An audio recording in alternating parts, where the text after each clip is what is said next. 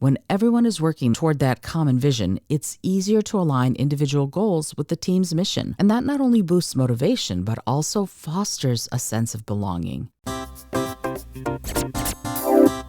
Welcome to the Creative Solutions Podcast. On the show, it's my job to tease out the creative solutions my guests are coming up with to change the world through creativity, social action, and mindset. I also give you tips and techniques so you can do the same. This episode is brought to you by my class, Meditation for Busy People, where you'll learn how to relieve stress and discover clarity and joy in just 5 minutes a day. It's also brought to you by the Brain FM app and this podcast's host, Podbean. Also, follow the podcast on Instagram or TikTok and check out our shop for merch, music, and musings. The links are all in the show notes. Hello, and welcome to the Creative Solutions Podcast. I'm your host, Izolda Trakhtenberg.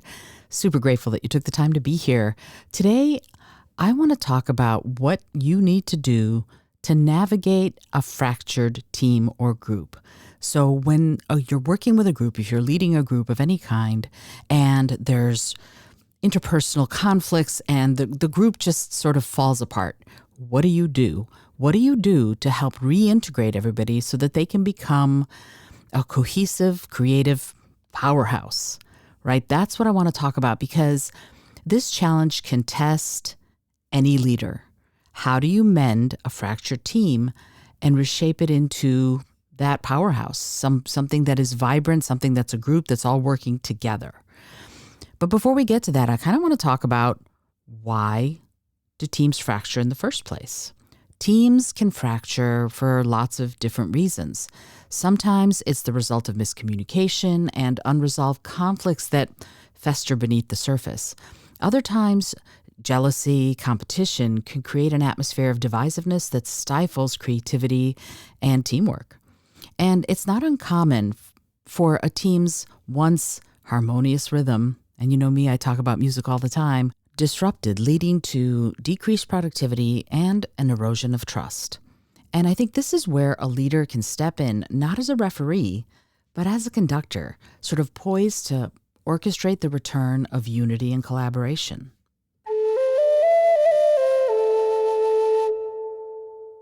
Imagine, for instance, you're the leader of a marketing team that was once known for its innovative campaigns and seamless coordination. But lately, you've noticed that there's tension between certain team members, and that once fluid exchange of ideas has become stilted, and collaboration feels forced and like they've got to do it instead of because they are working towards a greater goal together. And you see, this shift isn't uncommon, and it's really important to recognize that as a leader, it's your responsibility to mend these fractures. Just like a skilled composer brings together all of these different instruments to create that harmonious, wonderful symphony, you have the power to guide your team members back into alignment. So if you found yourself struggling with the challenge of a team that's lost its collaborative spirit, keep listening. In the next few minutes, I'm going to delve into some actionable tips and strategies that you, as a creative leader, can employ to bridge the gaps, reignite the spark, and mold your fractured team into a united front that thrives on collaboration and innovation.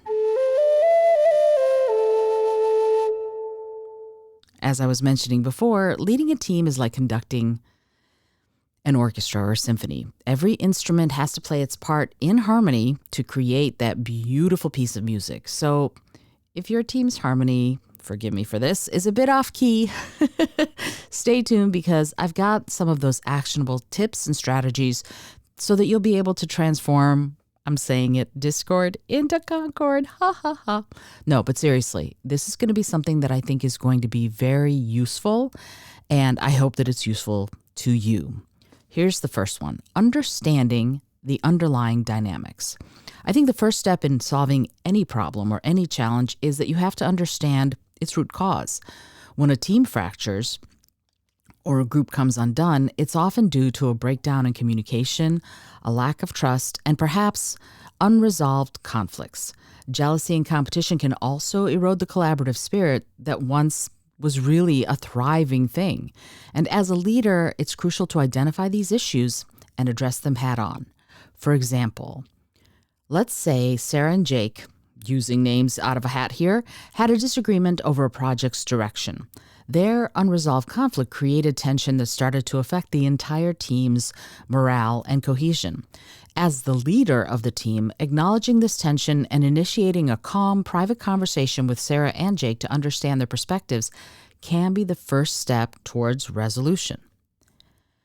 I think fostering trust and open communication becomes super important here, so giving everybody the chance to have their say in an environment where everyone else is listening to them is super important. So don't just talk. Make sure that everybody has a chance to speak and that everybody is listening when they're not speaking. Because building trust is like building a bridge. It takes time, effort, and a really stable foundation or base. So start by creating a safe space for that open communication. Encourage all your group members to express their thoughts, concerns, and ideas and ideals without fearing that they're going to be judged for it. Regular team meetings, both formal and informal, are a great way to ensure everyone is heard. So imagine you're leading a team of designers and you notice that some team members sort of hesitate to share their ideas during those brainstorming sessions that I hope you're already holding, by the way. To foster open communication, implement a, quote, no idea is a bad idea, unquote, policy.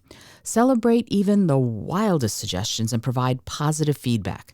This encourages a sense of psychological safety where team members feel comfortable sharing their thoughts.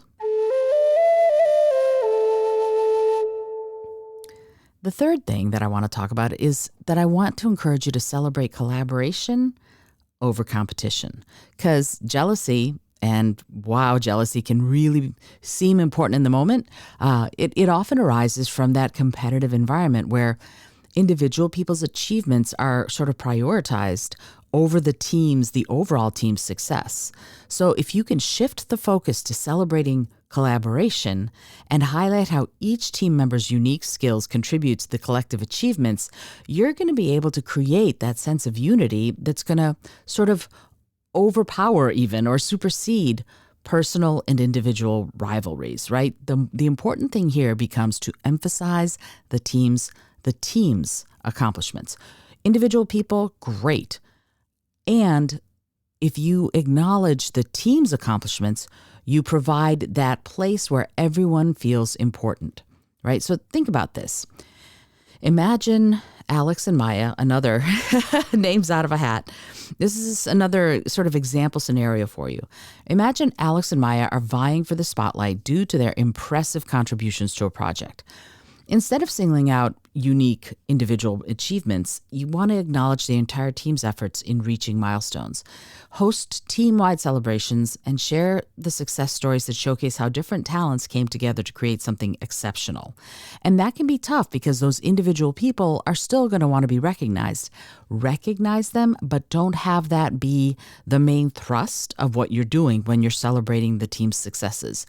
You can recognize it, and if you do, I encourage you maybe to recognize some input everybody on the team or in the group has had in achieving the level of success you've already achieved. Instead of just going, well, Maya and Alex were both great. And that kind of implies that everybody else wasn't, and they may not have been pivotal to the success of whatever's going on, but I can bet that they were doing something that was pivotal that may not be being recognized or realized right now. So that's something to think about when you're a leader, when you're doing this stuff, when you're working through all of this. You need to look at it from those perspectives, because celebrating the team is what's going to get the team thinking like a team. I know I'm saying the word team a lot, but it's really important that we think of it in those terms. Individual achievements are great, and honoring those individuals at times is terrific. But if what you're looking to do is sort of reintegrate a fractured group of people, looking at them as a whole and honoring them as a whole is going to start helping them think of themselves as part of something bigger than themselves. Okay. The next thing is thinking about shared goals, right? Think about creative thinking and creative problem solving and innovation. They thrive when there's an atmosphere of shared purpose, right? If you're working with a group, if you're doing it yourself, that's one thing. But if you're working with a group, then you want to have that sort of collective goal, right? The purpose that we're all here for. And so as a leader, I want you to set clear and really engaging and inspiring goals that are going to require the entire group's collective effort. When everyone is working toward that common vision, it's easier to align individual goals with the team's mission. And that not only boosts motivation, but also fosters a sense of belonging.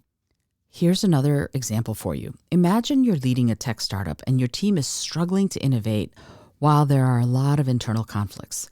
Shift the team's focus by defining a bold, unifying goal, perhaps to develop a revolutionary product that changes lives. Encourage brainstorming sessions centered around the goal where the group members can contribute their ideas towards that shared vision.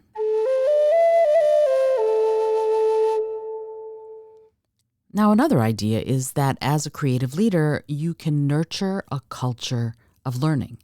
Learning is a powerful tool for team bonding. Encourage continuous learning by providing opportunities for skill development and cross-functional training.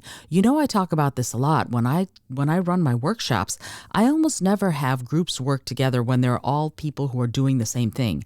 If you're an engineer, you might end up working with the person from the mailroom and also the person in human resources, and also someone who is in middle management. Why? Because you will then learn from each other, right? When group members like that can learn together, they're going to grow together. And that shared experience can lead to better understanding and improved collaboration.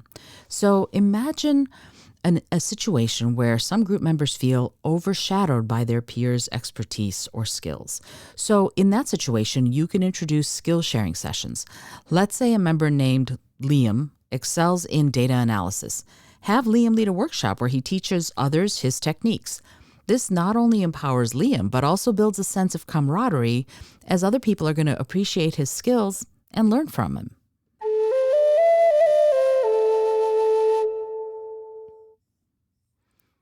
Okay, so remember, transforming a fractured team into a cohesive powerhouse requires dedication and patience. And if you're a creative leader and you're facing challenges with your group dynamics, I'm here to help. Reach out to me for a tailored workshop that can equip you with the tools you need to reignite your team's creativity and collaborative spirit. You can visit my website at izoldaspeaks.com or drop me an email at hello@izoldaspeaks.com. I would love to hear from you, and I would love to help you get your team to a place where they are just magic at working together. And I want to thank you for joining me on this show today, because I think together we can turn any group's challenges into opportunities for growth and innovation. So I invite you to stay creative, stay collaborative, and remember, a united team can achieve anything. Until next time, as always, I remind you to be bold, be creative, and most of all, be kind.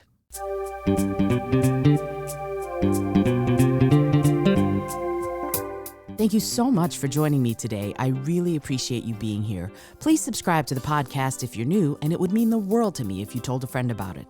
Today's episode was produced by Izolda Trakhtenberg and is copyright 2023. As always, please remember this is for educational and entertainment purposes only.